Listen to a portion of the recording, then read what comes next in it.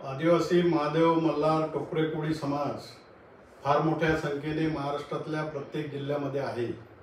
भारतीय राज्यघटनेनं त्यांना आरक्षणाच्या सोयी सवलती दिलेल्या आहेत आणि ह्या सोयी सवलती त्यांच्यापर्यंत पोहोचल्या पाहिजेत ही रास्त मागणी मागील अनेक वर्षापासून या सगळ्या समूहाची आहे।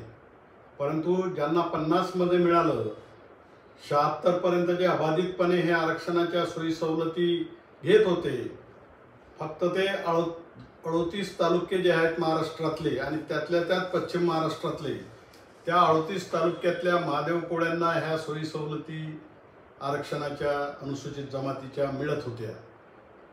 1976 ला पार्लमेंटनं इंदिराजीच्या नेतृत्वाखाली किंवा इंदिराजीच्या पुढाकारानं schedule caste schedule tribes amendment order कायदा क्रमांक 108 1976 पार्लमेंटमध्ये पारित केला आणि त्या कायद्याद्वारे राज्यामधल्या कोणत्याही जिल्ह्यात कुठल्याही भागात राहत असलेल्या आदिवासी समूहाची व्यक्ती जर ती त्या समूहाची आहे तर त्याची संख्या किती आहे हे न पाहता त्याला त्या कॅटेगरीच्या सोयी सवलती मिळाल्या पाहिजेत ही भूमिका घेतली। साहजिकच पूर्वी 38 तालुक्यातल्या महादेव कोळ्यांना ह्या सोयी सवलती मिळत होत्या। अगदी 38 तालुक्यातल्या महादेव कोळी समाजाच्या कुटुंबातील व्यक्ती त्या ठिकाणी दुसऱ्या महाराष्ट्रातल्या दुसऱ्या तालुक्यात जर वास्तव्याला गेली तर ती या सोयी सवलतीपासून वंचित होती।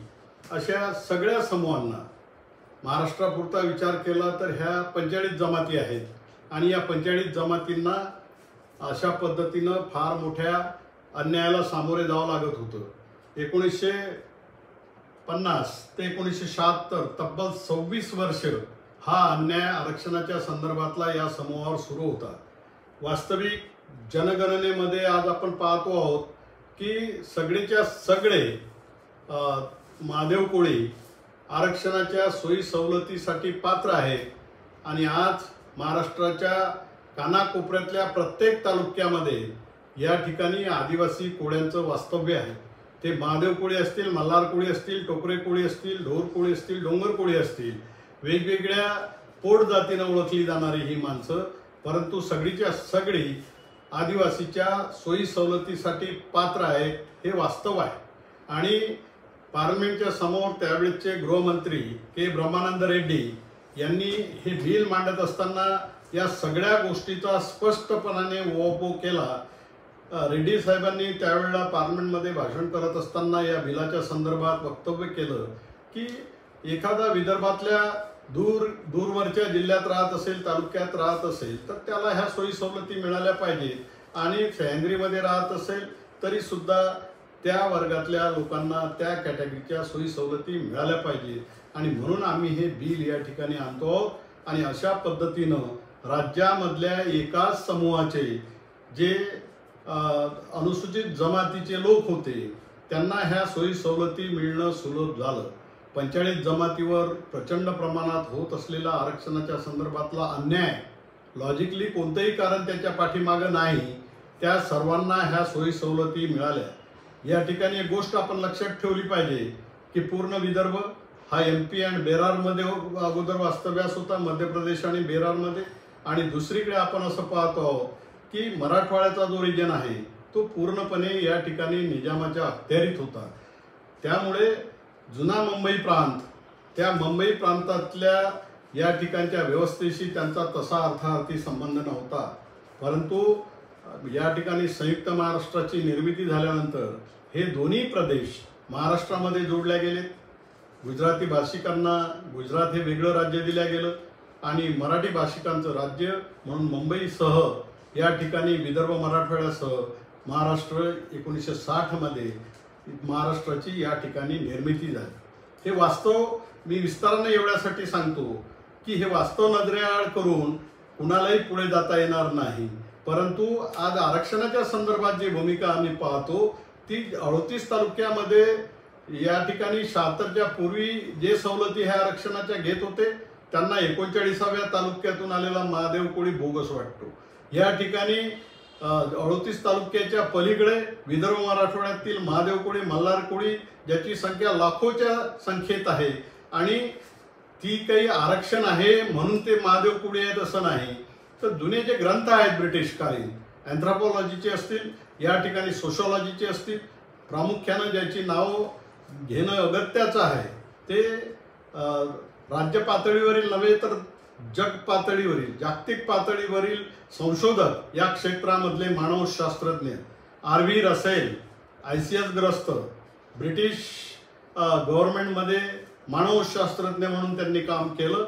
या ठिकाणच्या पूर्ण विदर्भातील वेगवेगळ्या जातीचा अभ्यास, जमातीचा अभ्यास या ग्रस्तानं अत्यंत विस्तारानं 1910 साली केला.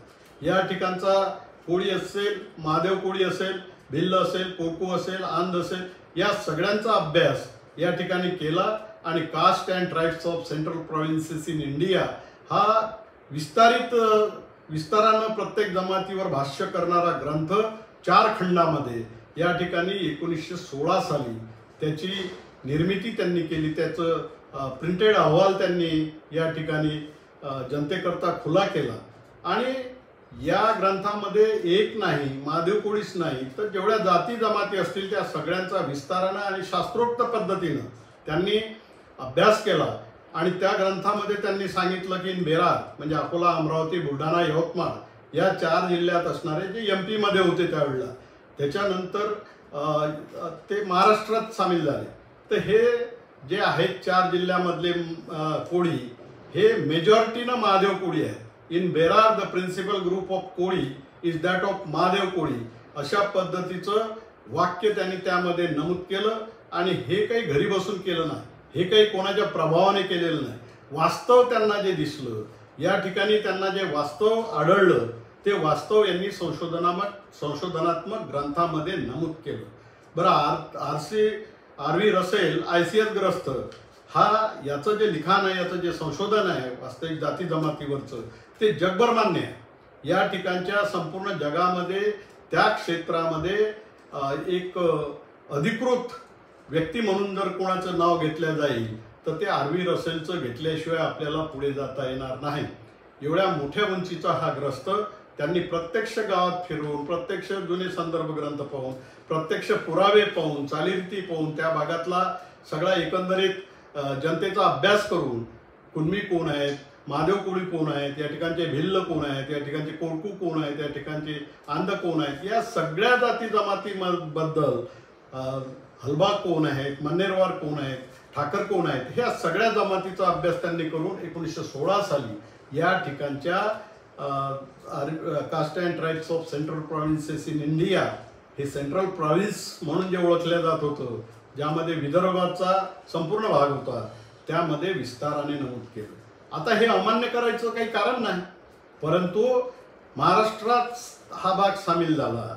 त्याचबरोबर मराठवाडा पूर्ण या ठिकाणी निजामाच्या अखत्यारीतून या ठिकाणी पूर्ण महाराष्ट्रात सामील झाला, देशात सामील झाला, निजाम स्टेट खालसा होऊन. तर आपण असं पाहतो की त्या निजामाने सुद्धा जाती जमातीचा अभ्यास करण्यासाठी या ठिकाणी एक मानवशास्त्रज्ञ, एक समाजशास्त्रज्ञ अधिकृतपणे नियुक्त केला होता राज्याच्या वतीनं. त्याचं नाव सिराजुल हसन. या सिराजुल हसन नावाच्या शास्त्रज्ञाने, मानवशास्त्रज्ञाने पूर्ण अजंठाचा परिसर, पूर्ण या ठिकाणचा निजामाचा जो प्रदेश होता तो, त्या सगळ्या प्रदेशाचा विस्तारानं अभ्यास करून मराठवाड्यामध्ये आज जे जिल्हे दिसतात त्या प्रत्येक जिल्ह्यामध्ये फिरून सांगितलं की यस, या ठिकाणी राहणारे कोळी जे आहेत ते एकतर मल्हार कोळी आहेत, एकतर महादेव कोळी आहे, एकतर टोकरे कोळी आहे. अशा पद्धतीचं प्रचंड बेसिक संशोधन ज्याला म्हणता येईल ते बेसिक संशोधन या दोन्ही मान्यवरांनी केलं. हे सगळं 100 वर्षाच्या अगोदरचं मी तुम्हाला सांगतो. आणि त्याचबरोबर त्यानंतर जे अनेक या क्षेत्रामधले मान्यवर झाले, ज्यांचं लिखाण या ठिकाणचं नाही तर पूर्ण जग मान्य करते, त्या सगळ्यांनी ही वस्तुस्थिती जी आहे ती नमूद केलेली आहे. परंतु पुढे मी सांगितल्याप्रमाणे स्वातंत्र्यानंतर 1950 साली SC/ST ॲक्ट आला, 56 मध्ये क्षेत्रबंधन आलं. क्षेत्रबंधन कशामुळे आलं त्याच्या मागचं लॉजिक तर काही मला कळलं नाही, किंवा कोणाला कळलं असेल तर ते कुठं वाचण्यात आलेलं नाही. ते असं होतं की नाही, या ठिकाणी राहत असेल आणि तो त्या जातीचा असेल तर तो मग अनुसूचित जमातीचा असं. म्हणजे इगतपुरीमध्ये राहत असेल तर अनुसूचित जमातीचा, त्याला एसटीच्या सवलती भेटतील. आणि त्याच कुटुंबातला एखादा जर पोट भरायसाठी बाजूच्या तालुक्यात गेला तर तो एसटी नाही, त्याला त्या सवलती मिळणार नाही. जात असू दे त्याची ते, पण त्याला त्या सवलती मिळणार नाही. असा मूर्खपणाचा कायदा 1956 मध्ये या देशामध्ये आला. त्याला क्षेत्रबंधनाचा कायदा म्हणतात. आणि हा कायदा तब्बल 20 वर्षपर्यंत, 1-2 दिवस नाही, 20 वर्षपर्यंत या देशामध्ये त्याचा अंमल होता. वास्तविक हा अन्याय होता. इथं आदिवासीच्या जाती ज्या संख्येने 1 लाख आहेत असं आपण गृहीत धरू, त्यामधल्या फार तर 5,000 लोकांना, 10,000 लोकांना या त्या कॅटेगरीच्या सोयी सवलती मिळत होत्या. परंतु 90,000 लोकांना किंवा 95,000 लोकांना केवळ त्या क्षेत्राच्या बाहेर ते राहिले म्हणून त्यांना त्या सोयी सवलती नव्हत्या. खरं म्हणजे हा फार अमानवीय अन्याय होता. परंतु आदिवासीमधला अन्याय होतं, शिक्षणाचा अभाव होता, संघटनांचा अभाव होता, असलेल्या संघटना दिशाहीन होत्या. कारण काही असू द्या, परंतु 76 पर्यंत हे क्षेत्रबंधन या देशात कायम होतं. इंदिराजींना ज्यावेळेस हे वास्तव कळलं, त्यांनी समजून घेतलं. अनेक समाजाचे, ट्राईबमधल्या अनेक जातीचे लोक भेटले, त्यांनी सांगितलं, त्यांनी त्या पद्धतीनं पुरावे सादर केले. आणि इंदिराजींना ज्यावेळेस हे कळलं की हा फार मोठा अन्याय या समूहावर आहे, त्यावेळेला त्यांनी पार्लमेंटमध्ये बिल आणून अशा पद्धतीचं क्षेत्राचं बंधन एखाद्या तालुक्यापुरतं, एखाद्या जिल्ह्यापुरतं असू शकत नाही. हे क्षेत्राचं बंधन मी या ठिकाणी तात्काळ उठवत आहे आणि ते पूर्ण राज्याला लागू होईल. म्हणजे त्याचा अर्थ असा झाला की मग 38 तालुक्यात राहणारा महादेव कोळी असेल किंवा दुसऱ्या कुठल्याही आदिवासी जमातीची व्यक्ती असेल, वेगवेगळ्या जमाती वेगवेगळ्या भागात त्यांनी त्या ठिकाणी मान्य केल्या होत्या, तर त्या महाराष्ट्रात कुठेही राहत असतील त्यांच्या कुटुंबातली व्यक्ती तरी सुद्धा ती त्याच कॅटेगरीची आहे. आणि त्यामध्ये काही नवीन आहे असं नाही. कोणीही व्यक्तीला हे वास्तव पटण्यासारखं आहे. आणि त्यावेळेसपासून ह्या सोयी सवलती मिळायला लागल्या. परंतु 50 ते 76 ह्या सोयी सवलती मिळून गब्बर झालेले काही आदिवासींचे पुढारी त्यांच्या पोटात मात्र खुपायला लागले. कसं होतं की पैसा या ठिकाणी 350 तालुके महाराष्ट्रात आहेत. त्या महाराष्ट्रातल्या 350 तालुक्यातल्या महादेव कोळ्यांची जेवढी संख्या होईल, हे काही म्हणू दे, ते बोगस आहे, ते असे आहे, ते तसे आहे, ती संख्या जेवढी आहे त्या संख्येच्या आधारावर केंद्र सरकार आदिवासीच्या विकासासाठी निधी देतो, यामध्ये दुमत नाही. परंतु त्यांच्यापर्यंत पोहोचण्यासाठी रोखता कसं येईल, हे सगळं आपणच कसं खाऊ शकू, ही भूमिका या लोकांची असल्याच्यानं त्यांनी काय केलं की ते सगळेच्या सगळे बोगस कसे ठरवता येतील या दृष्टीनं लिखाण करणं सुरू केलं. या ठिकाणी सत्तेत असल्यामुळे काही चुकीचे कायदे, चुकीचे परिपत्रक काढायचा सपाटा सुरू केला आणि मेलो मेलो मेलो आमच्या सवलती गेल्या, अशा पद्धतीची ओरड मागच्या 50 वर्षापासून या महाराष्ट्राच्या प्रत्येक गावागावामध्ये, जिल्ह्यामध्ये मी ऐकतो. महादेव कोळी ओरड करतात, या ठिकाणी भिल्ल ओरड करतात, या ठिकाणी गोंड ओरड करतात, अलग अलग जातीचे करतात. पण त्यातल्या त्यात जी ओरड मी पाहतो ती 45 जमातीमध्ये महादेव कोळ्यांमध्ये जेवढी आहे तेवढी इतर जमातीची नाही. ते त्यांची भूमिका वास्तवाला धरून आहे, सामावून घेण्याचा त्यामध्ये उद्देश आहे. परंतु इथं मात्र नाही. हे आमचे 38 तालुके होते ना अगोदर, तर मग त्याच्या बाहेरचे जे आहेत ते सगळे बोगस. मी म्हणतो ठीक आहे ना, त्याच्या बाहेरचे जर बोगस असतील तर तुम्ही अगदी बेशरमपणे त्यांच्या नावावर, त्यांच्या संख्येवर हजारो कोटी रुपये आजपर्यंत घेतलेत, त्याचं काय करता? घेतले ना, नाही घेतले त्यांनी उभं राहा. मग ते तळपदे असतील, ते या ठिकाणचे लामटे असतील, कालचे मधुकर पिचड असतील किंवा आणखी कोणी असेल, त्यांनी जाहीरपणानं सांगावं की आम्ही नया पैसा त्या लोकांच्या नावावर घेतला नाही, संख्येवर घेतला नाही, अक्षरशः हजारो कोटी रुपये, आणि देताना मात्र म्हणायचं हे बोगस आहे. अशी दुटप्पी नीती कशी चालेल हो? एक तर तुम्ही म्हणा की हे जे आहेत हे योग्य आहेत, कारण त्यांच्या नावावर आजपर्यंत आम्ही निधी घेत आलो, त्यांच्या नावावर आमचे मतदारसंघ जे महाराष्ट्रामध्ये 25 विधानसभेचे झाले ते केवळ आणि केवळ 1 कोटी लोक, सगळेच महादेव कोळी आहेत असं नाही, त्यामध्ये हलबा आहेत, माना आहेत, गोवारी आहेत, मन्नेवार आहेत, ठाकूर आहेत किंवा आणखी लहान लहान जातीचे जे लोक आहेत ते सगळ्यांची संख्या गृहीत धरून ही संख्या आदिवासीची महाराष्ट्रात आहे आणि म्हणून या ठिकाणचे जे मतदारसंघ आहेत ते मतदारसंघ आज 25 या ठिकाणी विधानसभेचे राखीव दिसतात, लोकसभेचे त्या पद्धतीने राखीव आहेत। या निधीच्या भरोशावर आम्ही केंद्राकडून निधी घेतो आणि देताना मात्र ओरड करतो की हे सगळे बोगस आहेत, हे सगळे खोटे आहेत, हे सगळे बनावट आहेत, काय काय शब्द आहेत बापरे। आणि अशा पद्धतीचं वक्तव्य करतात दिशाहीन ही आमदार माणसं, मंत्री राहिलेली माणसं, खासदार असलेली माणसं। बेशरमपणाचा कुठंतरी लिमिट असायला पाहिजे, ते लिमिट या ठिकाणच्या आदिवासीच्या नेत्यांनी पार केलेलं आहे, ओलांडलं आहे असा माझा स्पष्ट आरोप आहे। आणि आम्हाला अशा पद्धतीनं जर अवहेलना करून एखाद्याचं तुम्ही कास्ट सर्टिफिकेट मिळू देणार नाही, कास्ट सर्टिफिकेट मिळालं ते तपासणीच्या नावाखाली रद्द करणार आणि पुन्हा का रद्द होते, कारण तपासणी करणारी यंत्रणा ही पूर्णपणे या ठिकाणी अशा मनोवृत्तीच्या जे लोक आहेत त्यांच्या अखत्यारीत आहेत, कारण ते सत्तेत आहेत। सत्तेत काय आहे तर रिझर्वेशनचे मतदारसंघ आजही जे आहेत ते त्या 76 पूर्वीच्या क्षेत्रातील जे लोक होते त्याच क्षेत्रामधले हे 25 आमदार आहेत। त्याच्यामुळे राज्यकर्ते सुद्धा सोयीस्कर विचार करतात, कशाला यांच्या भानगडीत पडायचं, 25 आमदार येतात यांचं तर कोणी नाही, म्हणजे कोणी नाही इन द सेन्स एखादा दुसरा निवडून येतो जनरल सीटवर आणि दुसरीकडे मी दाव्यानं सांगतो की यांचे सुद्धा 25 उद्या रिझर्व्हर आले नाही तर 2 ना 3 आमदाराच्या पलीकडे यांचे निवडून येत नाही, हे वास्तव आहे। खासदार तर मुश्किलच आहे कुठलं येणं, हे बाकी रिझर्व्ह असल्यामुळे त्या कॅटेगरीचे हे लोक येतात आणि रिझर्वेशनचा फायदा या ठिकाणच्या महाराष्ट्रातल्या सगळ्या दुर्बल घटकांना मिळतो, ही वस्तुस्थिती आहे। त्याच्यामध्ये आम्हाला वाईट वाटायचं काही कारण नाही, परंतु नावावर तुम्ही घेता ही लूट जी आहे, निधीची लूट, हजारो कोटी रुपयाची लूट मागील 50 वर्षापासून सातत्यानं हे घेतात। कोणत्याही अहवालामध्ये कोणत्याही आदिवासी मंत्र्यानं कोणत्याही आमदारानं अशा पद्धतीची मागणी विधानसभेत केलेली मला आठवत नाही की बाबा मग अकोल्यामधले म्हणजे विदर्भातला अकोला, हे अकोले नाही इगतपुरी मधलं, विदर्भातल्या अकोल्यातलं, अमरावतीतलं, बुलढाण्यातलं, यवतमाळातलं हे सगळे जर बोगस आहेत त्यांची संख्या डिलीट करावं, तेवढा निधी आमचा कमी करा, कारण त्या निधीची आम्हाला आवश्यकता नाही। या ठिकाणी मराठवाड्यातले जिल्हे आहेत, लाखोंना संख्या आहे, जळगाव सारखा जिल्हा आहे, लाखोंना संख्या आहे, हे सगळी संख्या तुम्ही डिलीट करा आणि उर्वरित संख्येवर आधारित जो फंड्स केंद्राकडून घ्यायचा आहे तो फंड्स तुम्ही घ्या ना।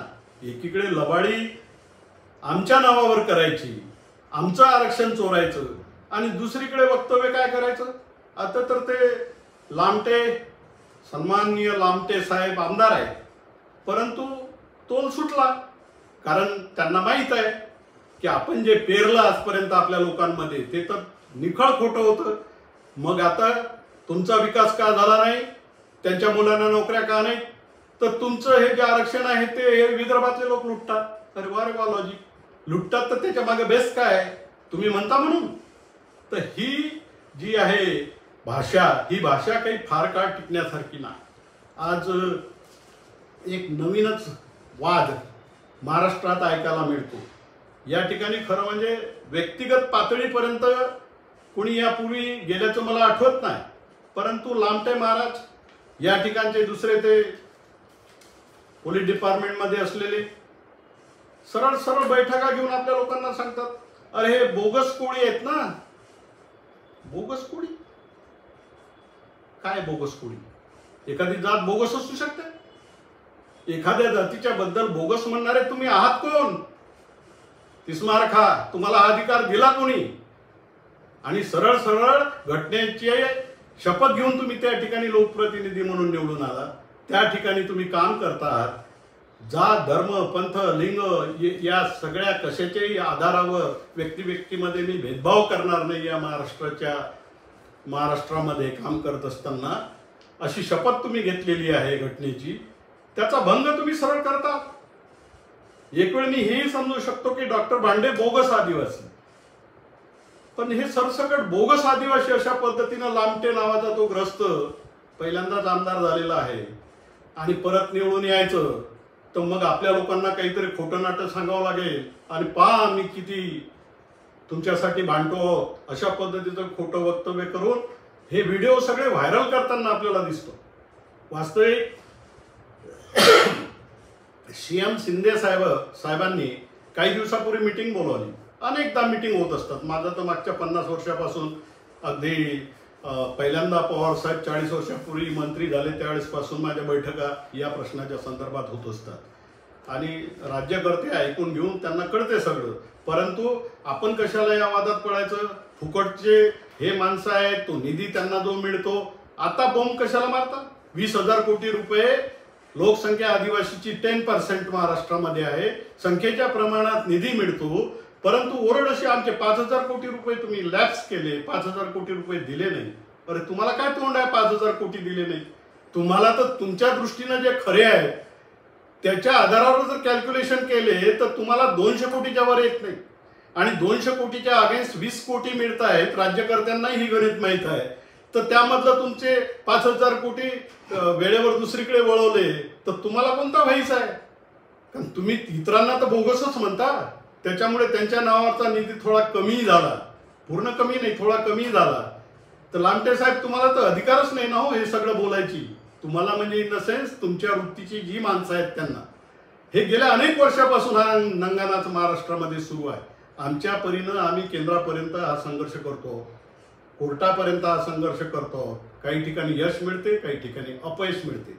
परंतु दुसऱ्या एखाद्या समूहाची ज्याची संख्या 1 कोटी महाराष्ट्रामध्ये आहे, माना आहे, हलबा आहे, गोवारी आहे, मन्नेवार आहे, ठाकूर आहे, या ठिकाणच्या इतर लहान मोठ्या 30 आदिवासी जमाती आहेत 45 पैकी. त्या 30 आदिवासी जमाती या सरसकट कुठे? तुम्ही त्यांना सांगा ना किती सर्टिफिकेट दिले स्वातंत्र्य मिळाल्यापासून. त्या बैठकीमध्ये हा प्रश्न मी उपस्थित केला. पहिल्यांदा काय करायचं की हा आदिवासी विकास विभाग शक्यतोवर आपल्याच अखत्यारीत राहिला पाहिजे. परत आपल्या अखत्यारीत राहिला तर त्या ठिकाणी तपासणी समिती बसवायची, ती आपल्या अखत्यारीत राहिली पाहिजे. कायदा तुम्ही केला, आमचा विरोध नाही. कायदा तुम्ही केला तर मग कायद्याची अंमलबजावणी करणारी तिसरी यंत्रणा का नाही हो? कारण खोटारडेपणा आहे. कारण तिसरी यंत्रणा जर ठेवली तर तुमचं बिंग सगळं उघडकीस येते. बघा, या देशामध्ये कायदे करणारी यंत्रणा ही वेगळी आहे, कॉमन सेन्सची गोष्ट आहे. आणि त्या कायद्याची अंमलबजावणी करणारी यंत्रणा दुसरी आहे. आणि मग अन्याय होत असेल तर त्यामधून अपील करणारे, न्याय देणारी व्यवस्था जी आहे ती वेगळ्या डिपार्टमेंटची आहे, एकाच डिपार्टमेंटचं. ती डिपार्टमेंट कायदा करेल, तीच डिपार्टमेंट तपासणी करेल, त्याच डिपार्टमेंटमध्ये अपील करावं लागेल. आणि ते मूर्खाचं नंदनवन आहे. मी म्हणत नाही हे हायकोर्टानं म्हटलं. आणि तपासणी समितीच्या 41 लोकांना आतापर्यंत लाखो रुपयाचा दंड केला की तुमचं हे जे वागणं आहे अत्यंत बेशरमपणाचं आहे. हे वागणं जे आहे ते अत्यंत चुकीचं आहे, बेकायदेशीर आहे. तुम्ही अशा पद्धतीनं एखाद्याचा घटनादत्त अधिकार हिरावून घेऊ शकत नाही, म्हणजे व्हॅलिडिटीच्या संदर्भात. तर तुम्ही राजरोसपणे असं वागताय. एकदा कोर्ट सांगते, दोनदा सांगते, तीनदा सांगते, चौथ्यांदा म्हणते की 1 लाख रुपयाचा दंड मी ठोठावतो आणि तो तुला तुझ्या पगारातून भरावा लागेल. कारण तू हे चुकीचं काम करतोय, समजून करतो. तू काही महाराष्ट्रातल्या एका जिल्ह्यातल्या लोकांना न्याय देण्यासाठी तिथं बसलेला नाही. तुला रॅशनल भूमिका घ्यावी लागेल. तुला महाराष्ट्रातल्या सगळ्या जनतेच्या हिताची भूमिका घ्यावी लागेल. ही भूमिका घ्यायची तुमची मानसिकता नाही. खोटारडेपणा तर इथंच दिसतो. आणि मग हीच प्रकरणं हायकोर्टात गेली की त्यांच्या बाजूने निर्णय येतो, सुप्रीम कोर्टात गेली त्यांच्या बाजूने निर्णय येतो. आणि तुम्ही मात्र तुमचं सोडायला तयार नाही. का चेंज केला हो? जर न्याय व्यवस्थेची, कायद्याची अंमलबजावणी आणि अंमलबजावणी होत नसेल तर त्यावर नियंत्रण करणारी यंत्रणा ह्या वेगवेगळ्या सर्व क्षेत्रामध्ये असताना तुम्ही काय या ठिकाणी सर्टिफिकेट देत होता महसूल विभाग? या ठिकाणी त्याने जर योग्य कारवाई केली नाही सर्टिफिकेट देण्याच्या संदर्भात तर या ठिकाणचा आयुक्त, महसूल आयुक्त, रेव्हेन्यू कमिशनर या ठिकाणी अपील घ्यायचा. परंतु तो काही तुम्हाला पाहिजे तसे निर्णय द्यायला बांधील नव्हता. ते जो वास्तव होता तो द्यायचा. परंतु तुम्हाला तर पाहिजे होतं की 76 पूर्वीच्या क्षेत्रातले लोक व्हॅलिड आणि 76 नंतर आलेले इनव्हॅलिड. बास, दुसरं आम्हाला काही माहित नाही. या पद्धतीनं तुम्ही कारभार करता तर हा कारभार तुमचा मनमानीपणाचा फार वेळ चालणार नाही. आणि आज लोक ज्यावेळेस विचारतात आमचे बांधव त्या परिसरातले महादेव कोळी समाजाचे की काहो साहेब तुम्ही तर म्हणत होते आम्ही आता 1000 नोकऱ्या देणार आहोत, पेसाच्या अंतर्गत देणार आहोत, याच्या अंतर्गत देणार आहोत. तर पेसा कायदा भाऊ केंद्राचा आहे. जल जमीन या ठिकाणी आपण पाहतो की एक लिमिटेशन केंद्रानं त्याच्यासाठी आखून दिलेला आहे तो काही शासकीय सेवेसाठी नाही. त्या ठिकाणचं जंगल असेल, त्या ठिकाणची जमीन असेल, त्या ठिकाणचं पाणी असेल, या सगळ्यांवर निश्चितपणानं त्या ठिकाणच्या वास्तव्य करणाऱ्या आदिवासीचा अधिकार आहेच. परंतु तुम्ही आपल्या लोकांना चुकीचं सांगता, मतासाठी काय काय बोलता आणि किती ठासून बोलता हे आम्ही ज्यावेळेस पाहतो त्यावेळेला तुमच्या बुद्धीची कीव येते. तुम्ही एकीकडे त्यांच्यासाठी नोकऱ्या निर्माण करू शकले नाही, एवढी मोठी सत्ता आणि एवढा मोठा फंड्स असल्यानंतर भ्रष्टाचाराच्या पलीकडे काही झालेलं दिसत नाही. बातम्या येतात मध्ये मध्ये की 6,000 कोटी रुपयाचा भ्रष्टाचार आदिवासी विकास विभागात. न्यायमूर्ती गायकवाड. खरं आहे नाही, चुकीचं आहे.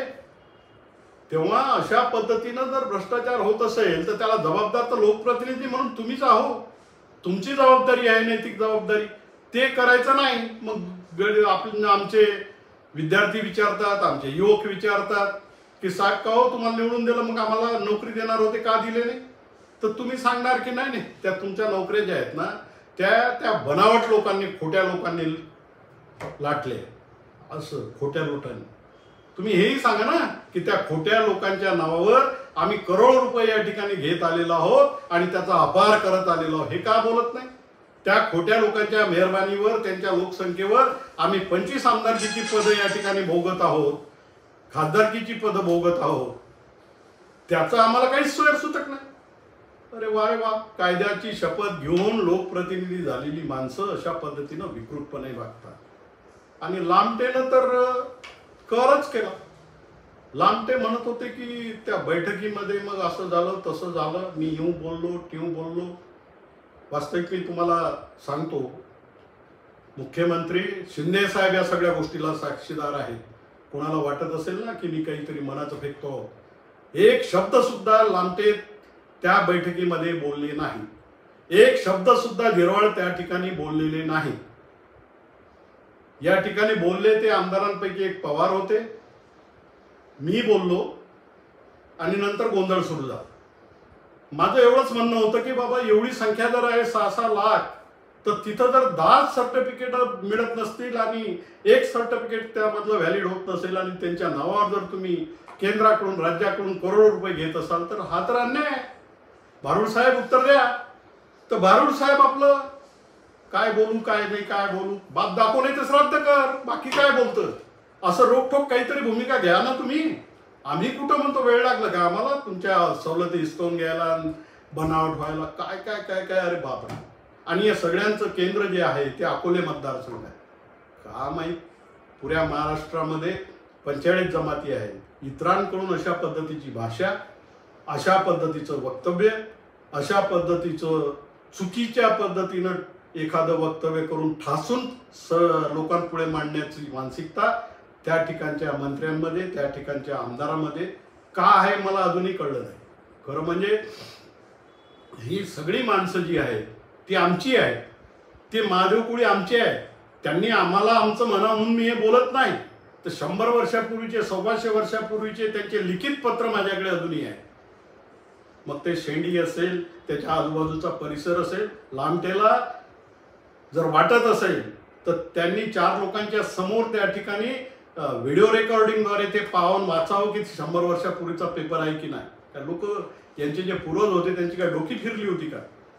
कुठं इगतपुरी, कुठं या ठिकाणचं अकोले आणि कुठं विदर्भामधल्या अकोला, अमरावती मधली ही सगळी गावं, त्यांचे संबंध त्या ठिकाणी होते कारण ते एका जातीचे होते. ही साधी गोष्ट आहे. अनेकांची येणं जाणं होतं, आपसी त्यांचे संबंध चांगले होते. या ठिकाणी आमची 1200 वर्षाची गादी परंपरा आहे. त्या ठिकाणी ते भेट द्यायचे. जव्हारचे जे राजे आहेत त्या जव्हारच्या राजांची पत्र माझ्याकडे आहे की या कार्यक्रमाला मी येऊ शकत नाही, त्या कार्यक्रमाला मी नक्की येईल वगैरे वगैरे. काय डोकं फिरलं होतं का त्यांना? इथल्या शेकडो मैल अंतरावरून जी माणसं अशा पद्धतीचे संबंध ठेवतात, सामाजिक संबंध ठेवतात, त्याच्यात काय पुरावा तुम्हाला पाहिजे हो? ते मानायलाच तयार नाही. बेरारमध्ये असलेले महादेव कोळी, मराठवाड्यात असलेले महादेव कोळी, या ठिकाणच्या उत्तर महाराष्ट्रात असलेले ठोकरे कोळी, पश्चिम महाराष्ट्रामध्ये असलेले महादेव कोळी, या ठिकाणी मुंबई आणि परिसरात असलेले महादेव कोळी, काय डोकं फिरलं की काय या लोकांचं मला काही कळत नाही. परंतु अशा पद्धतीनं बेताल वक्तव्य करताना मागच्या 50 वर्षापासून मी पाहतो. मला जिथं संधी मिळाली विधानसभेमध्ये ज्या वेळेस अशा पद्धतीची माणसं बोलली त्यावेळेस तिथंच ठेचून काढण्याची भूमिका मी घेतली आणि जाहीरपणानं सांगितलं की हे असं वागणं तुमचं बरं नाही. हे डॉक्टर भांडेचं नुकसान नाही, एका समूहाचं, ज्या समूहाला भारतरत्न डॉक्टर बाबासाहेब आंबेडकरांनी त्या कॅटेगरीमध्ये टाकलं आणि त्यांना भारतीय राज्यघटनेच्या आधारावर या ठिकाणी सोयी सवलती दिल्या, त्या हिरावून घेण्यासाठी तुम्ही काय दिवे लावतात. अशा पद्धतीचं जो हिटलर की चाल चलेगा वो हिटलर की मौत मरेगा बोललो मी आणि मेले. ते मेले म्हणजे त्या अर्थानं घेऊ नका, परंतु राजकारणातून मेल्यासारखेच ते आज आहेत. हे तुम्ही पाहतात, नाव घेण्याची गरज नाही, सगळ्या महाराष्ट्राला ते माहीत आहे. आणि हे मी जे बोललो हे पत्रकारांसमोर बोललो, त्यावेळेच्या महाराष्ट्र टाइम्समध्ये सगळं चिपवून आलं. आज लांबटेचं तर नवीन एंट्री आहे ना, त्यांनी हे सुरुवात करावी, मला त्याचा आश्चर्य वाटतं. अरे कालपर्यंत तुम्ही फिरत होते ना त्यांच्या मागं, अशोकराव भांगरेच्या मागं, मी पाहिलं डोळ्यांनी, कारण तुम्हाला निवडून यायचं होतं पिछाड्यांच्या विरोधात. तुमचं अंतर्गत राजकारण, मला काय त्याच्याशी. परंतु आज काय, आज ते यांचे पावले, ते मग ते बोगस आणि मग ते बोगस कोळी. घाटघरला बोलताना तुमचा काय तोल गेला लामटे साहेब, याचा थोडा विचार करा. अशा पद्धतीनं डिफेमेशन कोणाच्या बाबतीत अर्वाच्य भाषेमध्ये काही बोलणं हे भारतीय राज्यघटनेला मान्य नाही. पोलीस स्टेशनमध्ये तर तक्रार केली मी, तिथं काय व्हायचं ते होईल, नाही झालं तर कोर्टात सुद्धा तुमच्याकडून ती उत्तरं जजच्या समोर मी घेतल्याशिवाय राहणार नाही. काही बोलता कशा पद्धतीनं हे जे सुरू आहे तुमचं, हे कुठंतरी थांबलं पाहिजे. तुमच्यासारखे मानसिकतेचे, विकृत मानसिकतेचे जी माणसं आहेत, अरे तुम्ही निवडून याल, अमित भांगरे निवडून येईल, आनंद आहे ना मला, कोणी निवडून येऊ दे, परंतु तुमची पोटदुखी फक्त तेवढ्यासाठी, तुमची पोटदुखी एवढ्यासाठी की अत्यंत दूरदृष्टीनं या ठिकाणी यादवराव बांबडे, तुम्ही ओळखत नसाल कदाचित, आमदार होते. भगवंतराव गायकवाड आमदार होते, दोघेही महादेव कोळी समाजाचे होते. तिसरे लालूबाळा आहिरे आमदार होते, कोकणा समाजाचे. हे तिन्ही माणसं इथं अकोल्यात आले, घरी थांबले.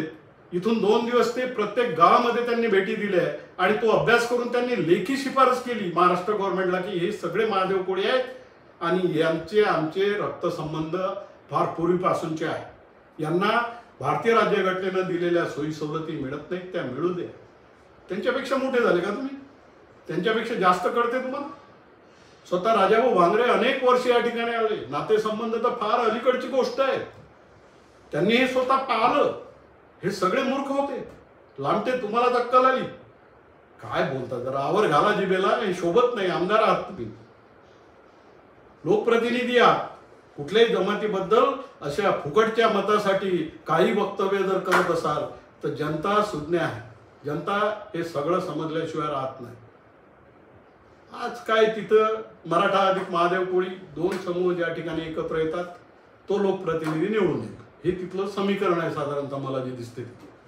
आता त्या ठिकाणी शरद पवारांसारखा नेता, ज्याच्या शब्दाला देशात मान आहे, त्यांना असं वाटलं की भांगरे फॅमिलीतला माणूस आपण आपल्या पक्षाच्या वतीनं उभा केला पाहिजे. त्यांनी तिथं सेंडीला येऊन कार्यक्रम घेतला, तिथं जाहीर केलं अमित भांगरेचं नाव. तुमच्या पोटात खुपायचं काय कारण आहे? तुमच्यात दम असेल तर तुम्ही ताकद लावा. तुम्ही जर काही केलं असेल जनतेसाठी आजपर्यंत, असे बाष्कळ वक्तव्य केल्यापेक्षा, तर लोक तुम्हाला मतं देतील. नाहीतर तुम्ही हे विसरू नका की अशा पद्धतीचं वक्तव्य करून आहे ती सहानुभूती जाईल. आम्ही 50 वर्ष झाली या महाराष्ट्राच्या राजकारणामध्ये सक्रिय आहोत, समाजकारणामध्ये सक्रिय आहोत. जिल्ह्यामध्ये, गावागावामध्ये मी स्वतः फिरलेलो आहो पूर्ण महाराष्ट्रात. त्याच्यामुळे हे असे फंडे वापरून नाही जमत हो. जे पोरांना काही कळत नाही त्या पोरांना असं चुकीचं सांगायचं, तिथं मुख्यमंत्र्याच्या बैठकीमध्ये मग आरडाओरडा करायला लावायचा. काय निघणार आहे तिच्यातून मला सांगा ना तुम्ही. तुमची बाजू जर न्यायाची असेल, तुम्हाला खरंच जर वाटत असेल की हे अशा पद्धतीनं आपलं आरक्षण लुबाडताय, आपल्यावर अन्याय करताय, तर समोरासमोर बसून तुम्ही मार्ग काढू शकता ना. समोरासमोर बसण्याची तयारी नसेल तर तज्ज्ञ लोकांच्या समोर बसा. आणि काहीच मान्य नसेल तर आमची यादीमधली संख्या जे 1 कोटी आहे ती बाजूला करा ना. तुमची मिजाज तर दुसऱ्या दिवशी उतरते. स्वतःला खरे समजणारे आदिवासी ज्यांनी 1 कोटी आदिवासींच्या नावावर महाराष्ट्रातल्या फंड्स घेतले, आमदारकी खासदारकीची पदं भूषवली, दुसऱ्या दिवशी ते जमिनीवर चालायला लागतात. खोटे आहेत तुम्हाला गॅरंटी आहे ना. मग खोटे आहेत तरी तुम्ही चालू ठेवता. अरे काय शासन आहे का? 1,30,00,000 1 कोटी बोगस आहे आणि 30 लाख जे आहेत तेच फक्त खरे आहेत. त्यांनाच फक्त भारतीय राज्यघटनेनं आरक्षणाच्या शेड्यूल ट्राईबच्या सोयी सवलती दिल्या. असं जर तुम्हाला म्हणायचं असेल तर दूध का दूध पाणी का पाणी होऊन जाऊ दे. कशाला रोज रोज तोच विषय करता? हवं कोणाला आरक्षण? इथं आम्ही सक्षम आहोत. ओपन सीटवर निवडूनही आमदार झालो. लांबटे काही आरक्षण आहे म्हणूनच आम्ही हो असं नाही. सत्तेची अनेक पदं भूषवली या महाराष्ट्रामध्ये. तुम्हाला माहीत नसेल तर अशोकराव भांगरे जिल्हा परिषदचे अध्यक्ष होते. ते तुमच्या मतदारसंघातले आहेत म्हणून कदाचित तुम्हाला ते खरे वाटत असतील.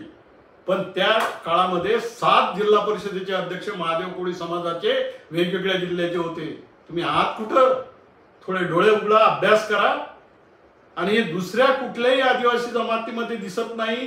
तो मूर्खपणा या ठिकाणी आदिवासीचे नेते म्हणणारे अशा पद्धतीने जर करत असतील तर या ठिकाणच्या आदिवासी कोळी समाज सुद्धा, तो महादेव कोळी असेल, मल्हार कोळी असेल, टोकरे कोळी असेल, हा सुद्धा त्यांची जागा दाखवण्यासाठी सज्ज आहे. तुम्ही उगीच वाकड्यात जाऊ नका. आम्ही अत्यंत समंजसपणे, अत्यंत सन्मानानं तुमच्यासोबत आजपर्यंत वागलो. कारण व्यक्तिगत द्वेष असण्याचं काही कारण नाही, व्यक्तिगत काही चुकीचं बोलण्याचं कारण नाही. त्यातही मला गंमत वाटली. झिरवळ साहेब एक शब्द बोलले नाही. बाहेर बोलताना कुठलाही दुसरा आदिवासीचा आमदार 25 पैकी अशा पद्धतीनं वक्तव्य करताना दिसत नाही. मग अकोलेवाल्यांना काय झालं? काय विकृती आहे तुमच्यात ते तरी सांगा एकदा. परंतु अशा पद्धतीचं हे जे आहे ते वाढणं ते तुम्ही थांबवलं पाहिजे. आणि काय काय बोलले तुम्ही? गाडगरच्या सभेमध्ये काय बोलतात? बाकीच्या सभांमध्ये काय बोलले? कोणती तुमची संघटना आहे त्या संघटनेच्या नावाखाली ते डॉक्टर भांडे हे बोगस कोळी असं तुम्ही म्हणता. आणि मग हे आपल्या शेंडीवाल्यांचे पाहुणे म्हणजे आपलेही पाहुणे झाले. वा वा वा. तरी तुम्ही मूर्खासारखं बोलताच. हे सगळं माहीत असूनही मूर्खासारखे का बोलता तुम्ही हे तर सांगा. आणि तिथं काहीच बोलले नाही. मुख्यमंत्र्यांच्या समोर काही नव्हतं. हे मुख्यमंत्र्यांच्या समोर ते म्हणे की त्यांचं म्हणणं असं आहे की मराठ्यांची मागणी जशी आहे की त्यांना सगळे सोयऱ्यांना सर्टिफिकेट मिळाले पाहिजे, तसेच सर्टिफिकेट आम्हालाही मिळाले पाहिजे असं मी म्हटलं. मुख्यमंत्री शिंदेच्या समोर 100 लोक तिथं हजर होते दोन्ही बाजूचे. स्वतः शिंदे साहेबांनी हे ऐकलं. गुलाबराव पाटील होते, शिंदे साहेब होते, त्या ठिकाणी सत्तार साहेब होते, वेगवेगळे मंत्री होते, वेगवेगळे आमदार होते. एकाने जर म्हटलं असेल की अशा पद्धतीची मागणी आम्ही केली तर उद्यापासून राजकारणातून मी संन्यास घेईल, एक शब्द सुद्धा समाजकारणावर राजकारणावर बोलणार नाही. कशासाठी हे खोटं सांगता हो तुमच्या लोकांना? त्या लोकांनी तुम्हाला मतं दिली, तुमच्यावर विश्वास टाकला, ते हे ऐकायसाठी की तुम्ही कुठंतरी जे नाही घडलं ते आम्हाला रंगवून सांगायचं आणि त्यामधून सहानुभूती मिळते की काय, त्यामधून काही 4 मतं वाढतात काय, अशा पद्धतीचं वक्तव्य करायचं. नुसतं शेंडीला तूप लावण्याचं काम या ठिकाणी जे घडलंच नाही ते घडलं आहे असं भासून, असं सांगून भासवण्याचं काम जे लामटे साहेब सुरू आहे ना, ते थांबलं पाहिजे. हे बरं नाही. महाराष्ट्राच्या या भूमीमध्ये आपण सगळेच आहोत. तुम्ही या, मी आहो.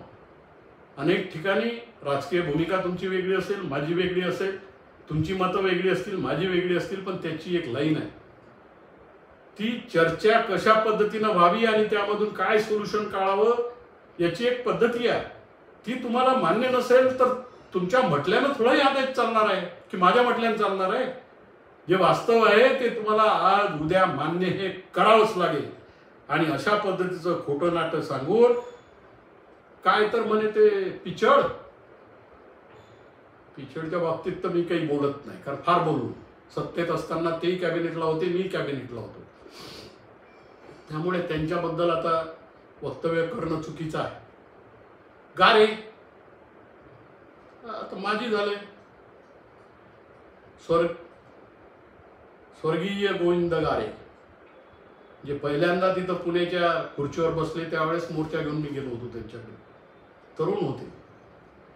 त्यांना हे सगळं सांगितलं की हे तुम्ही करू नका. साहेब मी काही करत नाही, हे सगळं मी काही करत नाही, सरकार सांगते तसं करतो. तर म्हटलं सरकार कशाला सांगते, हे तुमचे निर्णय, हे तुमचं पुस्तक आहे, हे काल तुम्ही लिहिलं. ट्राईब्स ऑफ महाराष्ट्र आज लिहिता 82 मध्ये, आणि सह्याद्रीतील आदिवासी कोळी तुम्ही लिहिता. त्यामध्ये म्हणता की हे कुठंतरी विदर्भातही आहेत, कुठंतरी बाहेरच्या याच्यातून आणले, त्यांची संख्या किती आहे मला माहित नाही. आता ते तुम्हाला माहित नाही ते आमचा दोष आहे का? तुम्ही जर तज्ज्ञ आहात, तुम्ही जर त्या क्षेत्रातले मान्यवर आहात असं आम्ही मानतो, तर मग तुम्ही ते परफेक्ट असलं पाहिजे.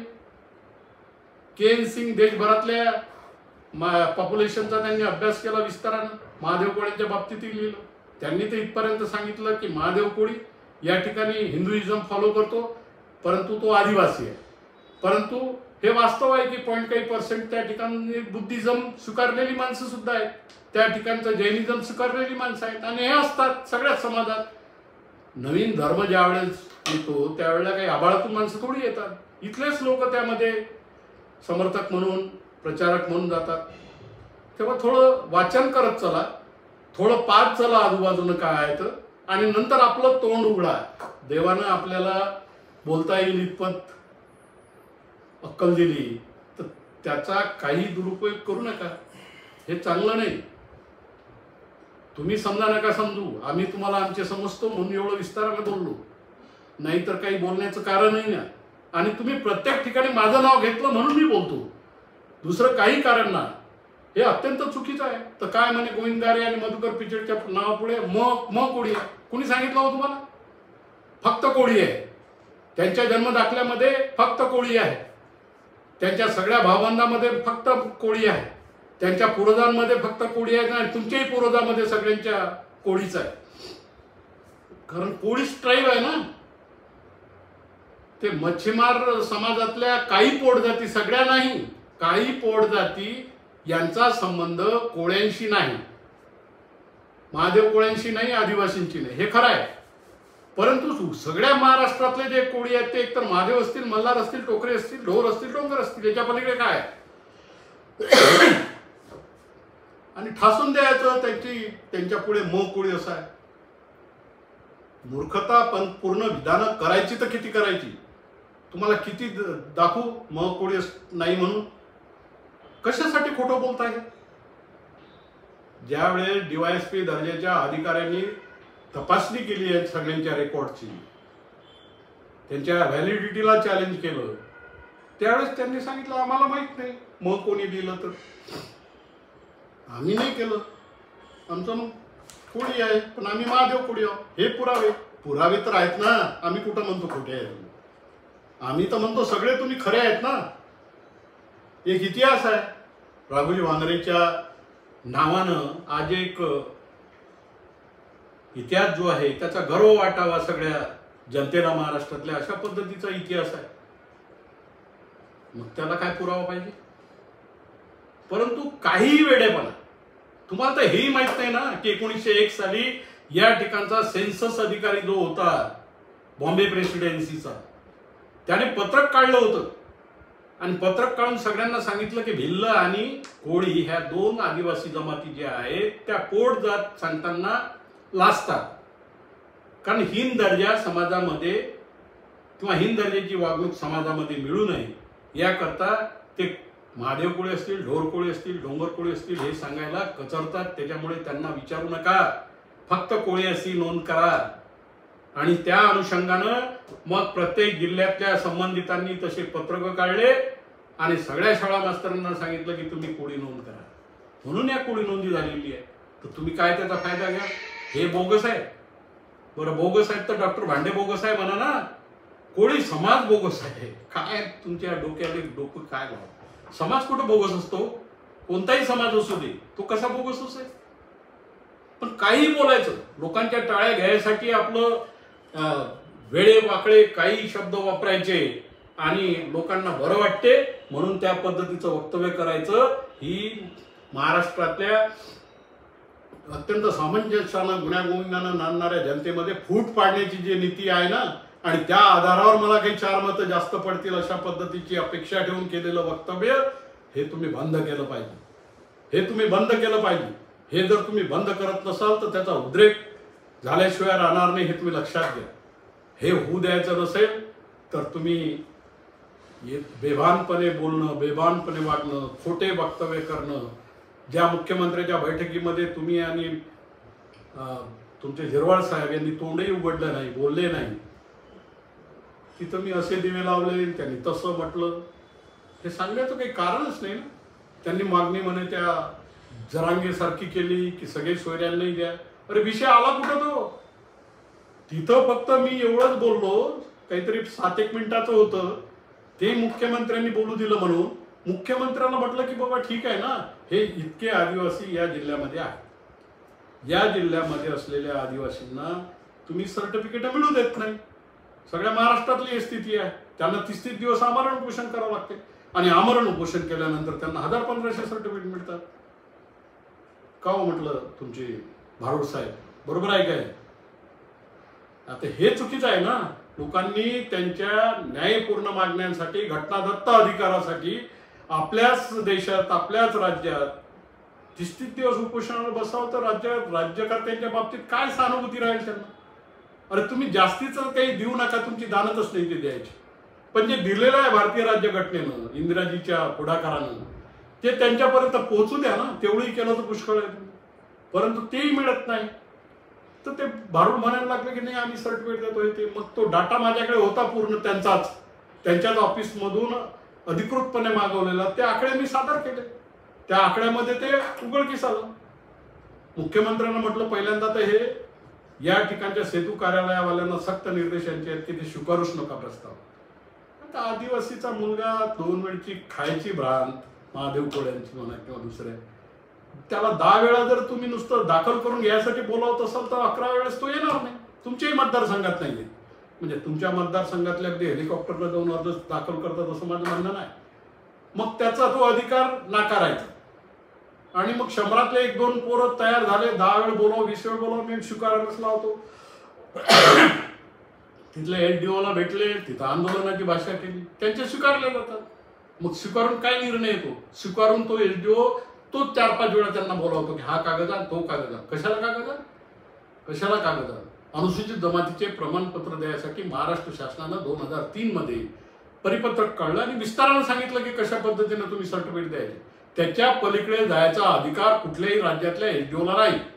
परंतु ते सुद्धा आता तुमच्यासारखे टगे त्यांच्या मागे असल्यानंतर ते सुद्धा गुरबीत येतात आणि सांगतात की नाही ते आम्हाला नाही करतायत. का नाही करताय ना? कंपल्सरी नाही.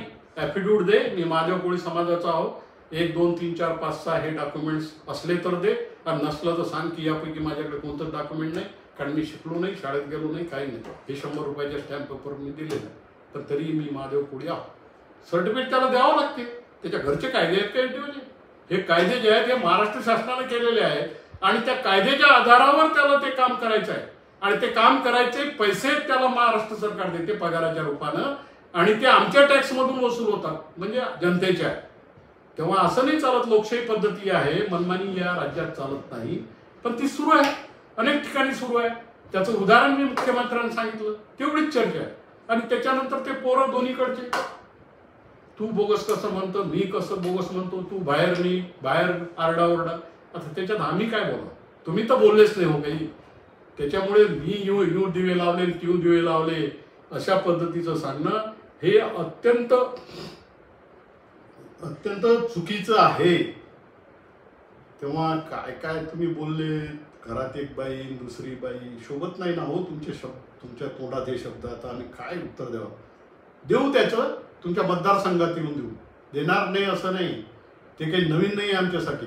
हिंमत असेल तर तिथंच उत्तरं देण्याची तयारी ठेवा. तेव्हा अशा पद्धतीचं 8 लाख घुसले कोणत्या याच्यामध्ये? कुठं सर्वे झाला होता महाराष्ट्रात 8 लाख घुसले? मी तर म्हणतो 1 कोटी घुसले ना, आणि ते इंदिराजीच्या आशीर्वादानं घुसले. आता तुम्हाला ते नको आहे, मग 8 लाख कशाला म्हणता? माहिती पूर्ण घ्या ना, मी 1 कोटी म्हणतो. 1,30,00,000 1 कोटी बोगस आहे असं या ठिकाणचा आदिवासी विकासातले जे 25 आमदार आहेत ते म्हणतात आणि त्यांचे हक्क त्यांना मिळू देत नाही. परंतु त्यांच्या नावानं पैसे खातात, त्यांच्या नावानं निधी घेतात, त्यांच्या नावानं विधानसभेत जातात, त्यांच्या नावानं लोकसभेत जातात. हेही थांबवा ना. थोडीफार लाज शरम असेल तर एका बाजूनं कसं चालतं, दुसरी बाजू सुद्धा डोळ्यासमोर ठेवा आणि त्या पद्धतीनं वागणं सुरू करा. तर आम्ही म्हणू की नाही आहे निरपेक्ष बुद्धी. आम्ही पाहून आहो 1 कोटी लोक. राज्य सरकार असेल किंवा केंद्र सरकार असेल त्यांच्याकडून कशा पद्धतीनं घ्यायच्या आमच्या सोयी सवलती तुमच्याच लुबाडायचं आम्हाला काय कारण आहे? सरकारला मागू ना आम्ही, परंतु सरकारनं दिलेलं तुम्हाला मंजूर नाही म्हणजे आहात कोण तुम्ही? जरा या सगळ्या गोष्टीचा शांतपणे विचार करा.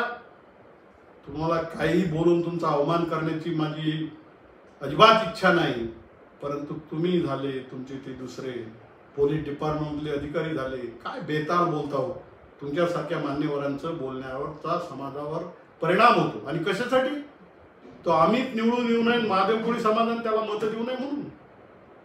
अरे त्याचा विजय तर नक्कीच आहे ना. काल गद्दारी केली तुम्ही पवार साहेबांसोबत, त्याच्यामुळे त्याला तिकीट मिळालं आणि त्या कुटुंबाचा इतिहास आहे. 1-2 दिवसाचा आहे काय, ते वेळी आहेत, माझे आजोबाजी आहेत ते. अशा पद्धतीचं काही चुकीचं नका बोलू, काही निघणार नाही त्याच्यामधून. तुमच्या जन्माच्या अगोदरपासून त्यांना प्रतिनिधित्व त्या ठिकाणच्या मतदारसंघातल्या लोकांनी दिलेलं आहे. ठीक आहे ना, कमी जास्त राजकारणात होते. जनतेला असं वाटते की आता याच्यापेक्षा ते गोळ असेल, मग आणखी भ्रमनिराश झाला की परत येते. आता तुम्हाला त्याच्यात तुमचा पराभव स्पष्ट दिसत आहे, आम्हालाही दिसत आहे. महाराष्ट्रातल्या वेगवेगळ्या जिल्ह्यात मी फिरतो तर बोलतात लोक, आणि त्याच्यामुळे तुमच्या पायाखालची जमीन गेली. याच्या पलीकडे काय आहे मला सांगा ना? पलीकडे काही आहे का आणखी लॉजिक त्याच्या मागे? नाहीतर या विषयाचं तर तिथं कामच नाही ना. ते गेले, गारे गेले, पिचळ घरी बसले. हे तर इतके विद्वान आहेत ना की त्यांचं तर Guinness book of world record मध्ये नाव नोंदवावं लागेल. अरे लग्नात ते मोर्चे काढत होते ना, ज्याच्या घरी अनेक वर्ष अन्न खाल्लं त्याच्या मुलीच्या लग्नामध्ये बोगस कोळेशी लग्न झालं म्हणून आम्ही मोर्चे काढतो. अरे गदळ्यावर तुम्ही शपथ घेतली ना विधानसभेत, असू द्या ना, तो दुसऱ्या धर्माचा आहे मी तर म्हणतो, जातीचा तर जाऊ दे. तुम्हाला कोणी अधिकार दिले निषेध करायचा? आणि मग मी PC अलेक्झांडर साहेबांना भेटून सांगितलं की बाबा आम्ही शपथ घेतलेली आणि अशा पद्धतीने आम्ही वागतो, याचे हे पुरावे, तर तुम्ही आमचं प्रतिनिधित्व रद्द करा. तर मग 3 वेळ ते राज्यपाल महोदयांना ते म्हणे या तुम्ही बसा, आपसात एका समाजाचे आहे का. अरे म्हटलं माझा तो उद्देशच नाही, परंतु काळ सोकावतो ना. अशा पद्धतीनं वक्तव्य करणारी माणसं, माथे फिरू वक्तव्य करणारी माणसं महाराष्ट्राची शांतता भंग करण्याचा प्रयत्न करतात. आणि यांना बाकीचं काही माहित नाही. किती 1000 कोटी रुपये आपल्या नावाने या ठिकाणी भेटतात आदिवासीच्या, आणि नेमके त्याच्यातले महादेव कोळ्यांना किती भेटतात आणि बाकीचे किती बाकीच्या समाजाकडे जातात आणि त्यातले किती ते भ्रष्टाचारानं हजारो कोटी रुपये खातात, ते बोलतही नाही. ते हसतात बोलून पाहून की हे फारच मूर्ख लोक आहेत. जरा त्याचाही थोडासा विचार करा ते अँगलनं. तेव्हा खोटं नाटक बोलून लोकांची सहानुभूती मिळवण्याचा प्रयत्न या ठिकाणी करण्याचा प्रयत्न तुम्ही करू नका. इंग्रजकालीन गॅझेटमध्ये नोंद नाही असं ते आर.व्ही. रसेलचं 532 ते 534 खंड 3 caste and tribes of central provinces of India हा ग्रंथ घ्या. नसेल तर लायब्ररीमध्ये मिळते महाराष्ट्राच्या, तिथं घ्या, वाचा, त्याच्यावर काय दिलेलं आहे. तो बाप आहे महादेव कोळ्यांचा किंवा सगळ्याच मागासवर्गीयांचा. त्याने अत्यंत विस्तारानं या देशामध्ये संशोधन केलं आणि लिहिलं, आणि त्यांनी लिहिलेलं जगभरातले मान्यवर मान्य करतात. शेंडी भंडारदऱ्यातल्या लोकांना काय वाटते, अकोल्यातल्या लोकांना काय वाटते हे महत्वाचं नाही. त्या आर.व्ही. रसेलनं काय लिहिलं त्याचा थोडा अभ्यास करा. ब्रिटिश कालीन नाही ते, त्या ठिकाणी इंथोवे नाही मुंबई प्रांतातला, त्याने त्या सगळ्या ट्राईबच्या संदर्भामध्ये विस्ताराने लिहिलं. जर असं तेही वाचायची फुरसत घ्या. ते 100-125 वर्षापूर्वी लिहिलेलं आहे.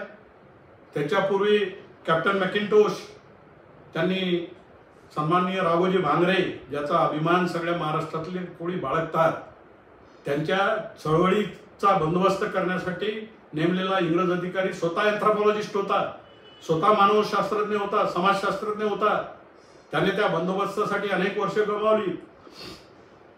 परंतु शेवटी राघोजीला या ठिकाणी कप्तानं पकडावं लागलं पंढरपूरला. 32 वर्ष पॅरल यंत्रणा या ठिकाणी राघोजीनं चालवली महादेव कोळ्यांना. आपल्याला गर्व वाटायला पाहिजे. आणि त्या कॅप्टन मॅकिंटोशनं विस्तारानं महादेव कोळ्यांच्या संदर्भामध्ये लिहिलं. ती थोडंसं वाचा, थोडी तसदी घ्या. मग त्याच्यानंतर गारे आले, प्रोफेसर धुरे आले, त्याच्यानंतर वेगवेगळे मान्यवर या क्षेत्रामधले आले आणि सातत्यानं ते लिहित आहेत. के.एन. सिंग आहे, ज्यांनी देशभरातल्या या जाती जमातीवर लिहिलं. काही थोडं वाचनाची तसदी घ्या हो.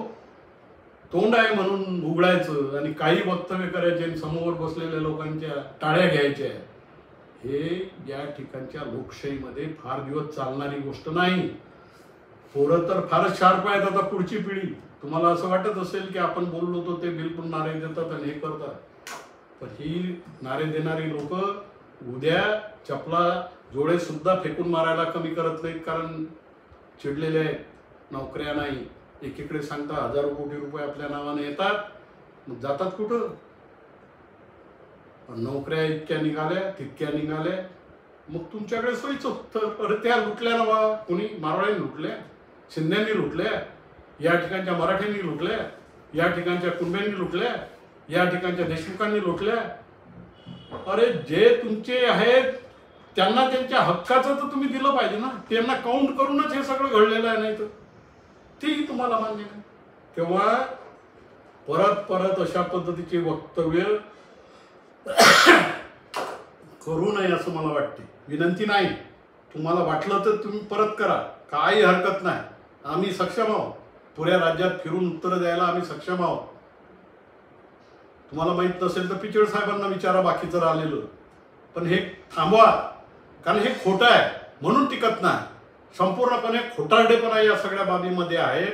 तिथं जे दिवे पाजळलेत तुम्ही तुमच्या घाटघर वगैरे भागामध्ये याच्यामध्ये, तर सगळे सोयऱ्याचं मागितलं. म्हणजे कोणी मागितलं? सगळे सोयऱ्याचं. अरे आम्ही तर भांगरे आमचे सोयरे आहेत आणि त्या आधारावर आम्हाला सर्टिफिकेट द्या, असंही कधी डॉक्टर वांडे बोलणार नाही ना कुठल्या जाहीर सभेमध्ये किंवा कुठल्याच अधिकाऱ्यासमोर.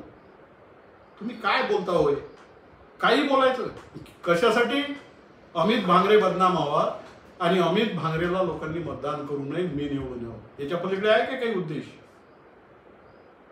तेव्हा कुठलं वळ्याचं तेल वांग्यावर टाकण्याचा प्रयत्न करू नका. कारण नसताना आग्या मोड तुम्ही अंगावर घेऊ नका. तुमच्या वक्तव्याचं पूर्णपणे तुम्ही कदाचित इगतपुरी अकोले मतदारसंघात वाहवा मिळत असाल, पण पूर्ण महाराष्ट्रातल्या 350 तालुक्यामध्ये छितू तुमच्या बोलण्याची वागण्याची होते आहे, याचंही थोडंसं भान ठेवा. राजकारण काही संपलं का? माझं नाही संपलं तर तुमचं काय संपणार आहे? तेव्हा अशा पद्धतीनं केवळ पराभव दिसत असताना पूर्ण विवेक तुमचा गेलेला मला या ठिकाणी दिसतो आहे. हे तुमचं जे वागणं आहे हे काही बरोबर नाही. आता हे अनेक गोष्टी त्याच्यामध्ये आहेत, अनेक गोष्टी तुम्ही त्या ठिकाणी बोलणार, अत्यंत चुकीच्या बोलल्या. ज्या महत्त्वाच्या होत्या त्याबद्दल मी स्पष्टीकरण दिलं. आणखी तुमच्या मनामध्ये काही संशय असेल, शंका असतील तर रॅशनल पद्धतीनं आपण करू ना. काय तर मला गॅजेटमध्ये दाखवा आणि याच्यात दाखवा. अरे काय गॅजेट पहा ना तुम्ही. गॅजेटचा फक्त तुम्हाला शब्दच माहित आहे, नक्की गॅजेट काय आहे, अहमदनगर डिस्ट्रिक्ट गॅजेटमध्ये काय आहे, अकोला डिस्ट्रिक्ट गॅजेटमध्ये काय आहे, 100 वर्षाच्या पूर्वीचे चाळा, जरा अभ्यास करा. असं काही बोलू नका आणि पुन्हा पुन्हा लोकांना बेवकूफ बनवून मतं फार काळ मिळत नसतात, याचंही भान ठेवा. तेव्हा माझी विनंती आहे की तुमचं अंतर्गत जे असेल, राजकारण जे असेल, तुम्ही निवडून येता की अमित निवडून येतो, आम्हाला तर दिसतंय स्पष्ट. ते तुम्हाला कळत नसेल तर कळू नका देऊ, त्याला काय, तुमचं अज्ञान आहे ते. परंतु त्याच्या खोलात आम्ही फार जाणार नाही ना. तुमचं राजकारण आहे, तुमचा मतदारसंघ आहे, तुम्ही पहा या पक्षाचा येतो की त्या पक्षाचा येतो. सगळ्या पक्षाच्या शीर्षस्थ नेते सगळं जोडून अनुभवलेले आहे, त्याच्यामुळे फार हवेत राहू नका. तुमच्या महत्वाचा भाग असा आहे की आपण सत्तेतच याच्यासाठी द्यायचं की सत्तेच्या माध्यमातून आपल्या लोकांचे प्रश्न सुटले पाहिजे आणि ते सोडवण्याचा प्रामाणिकपणे प्रयत्न करा. आणि मला खात्री आहे की सत्ता असली तरच प्रश्न सुटतात असंही नाही. तुमची मागणी जर योग्य असेल, तुमची मांडणी जर योग्य असेल तर तुमचे सगळेच प्रश्न मार्गी लागतात. न्यायपूर्ण ते प्रश्न असले पाहिजेत. घटनेला धरून असले पाहिजे, या ठिकाणच्या नियमाला धरून असले पाहिजे, या ठिकाणच्या महाराष्ट्र शासनानं घालून दिलेल्या ज्या काही गाईडलाईन आहेत त्या पद्धतीनं असले पाहिजे. तिकडे लक्ष द्या आणि कामं करा. कामं केले तर लोक कदाचित मतदान करतीलही, पण नुसतं थापा मारून काही होणार नाही. पहिल्यांदाच निगेटिव्ह वातावरण महाराष्ट्रामध्ये तुमच्या सगळ्यांच्या बाबतीत असते. एका नेत्याच्या पाठीमागं एक लाईन आपण एकदा राजकारणात पकडली आणि ती सोडून जर मध्येच भरकटलो तर लोकांना ते आवडत नाही. ते तुमची बरोबर असेल चुकीची असेल त्याही खोलात मला जायचं नाही, परंतु अशा पद्धतीनं तुमचा तोल जाऊन बोलणं, तोल जाऊन अशा पद्धतीची वक्तव्य करणं हे तुमच्या हितासाठी नाही, एवढं मला पुन्हा पुन्हा सांगावंसं वाटते. राजकारण येईल जाईल, विधानसभा येईल जाईल, तुमची लाईन योग्य असेल तर कदाचित लोकसभेला तुम्ही जाऊ शकाल, लोकसभेत मंत्री होऊ शकाल. पण या पद्धतीनं वागले तर परत जिथून निघाले ग्रामपंचायत पासून तिथं आपटायला या ठिकाणी फार वेळ लागत नाही. तेव्हा हे काही तुम्हाला मार्गदर्शन म्हणून मी बोलत नाही, अनुभव आहे माझा ते तुम्हाला सांगतो. आणि तुमच्या वयापेक्षा दुप्पट वय माझं आहे म्हणून मी अधिकारवाणीनं बोलतो. आणि महाराष्ट्राच्या सक्रिय राजकारणात मागील 50 वर्षापासून मी आहोत म्हणून हे काही अधिकारवाणीनं तुमच्याशी बोलतो आहोत. तेव्हा वाईट वाटून न घेता वास्तव समजून घ्या एवढी पुन्हा एकदा विनंती करतो. आणि तुमचं राजकारण तुम्हाला लटला बसो, पण माझा उल्लेख त्यामध्ये झाला आणि अशा पद्धतीनं वागले चुकीच्या पद्धतीनं तर मात्र त्याची परतफेड निश्चितपणानं मी केल्याशिवाय राहणार नाही. हे लक्षात असू द्या, दोघंही लक्षात असू द्या. आणि बाकीचे तुमचे जे असतील त्यांनाही हे सांगा सगळं. एवढं तुम्ही हे समजू नका. आम्ही माणुसकीनं, नातेसंबंध आहेत, माणुसकी आहे, आपली माणसं आहे. बेअक्कल मी म्हणणार नाही, पण त्यांना नाही कळत एखाद्या क्षेत्रामधलं काही चुकीचं वक्तव्य करतात म्हणून जाऊ द्या, हे फार दिवस चालणार नाही. आता सध्या पोलीस स्टेशनमध्ये तक्रार आहे तुमच्या विरोधात, त्याच्यामधून काही फार होईल असं नाही, परंतु डिफेमेशनच्या खाली जे काही कारवाई व्हायची ते होईल. आणि करत नसेल कोर्ट तर पोलीस स्टेशन किंवा प्रायव्हेट केस दाखल करून न्यायालयात त्या पद्धतीनं न्याय घेतल्याशिवाय मी राहणार नाही. तेव्हा पुन्हा एकदा विनंती करतो लामटे साहेब आणि तुमचे ते सहकारी पोलीस डिपार्टमेंटचे जिरवळ साहेबाबद्दल का नाही बोलतो. एक शब्द नाही बोलले ना त्या दिवशी, तुम्ही एक शब्द नाही बोलले. मग इथं बाहेर आल्यानंतर एक भावना भिंदवी थाटात मी असा बोललो, मी तसा बोललो, ते आमच्या शेंडीवाल्याचे पाहुणे ते अरे काय संबंध त्याचा. ते पाहून आम्ही पाहुणे आहोत तर पाहुण्यासारखं राहू. तुम्ही कशाला टेन्शन घेता त्याचं. तेव्हा विचार करा. एवढंच मी सांगतो. याच्या पुढे जर करत नसाल तर परत ही भाषा माझ्या तोंडात असणार नाही. मलाही कार्याला आरे करता येते, मलाही ठोशाला ठोसा मारता येतो. हे तुम्ही याची जाणीव फक्त असू द्या, एवढंच सांगतो.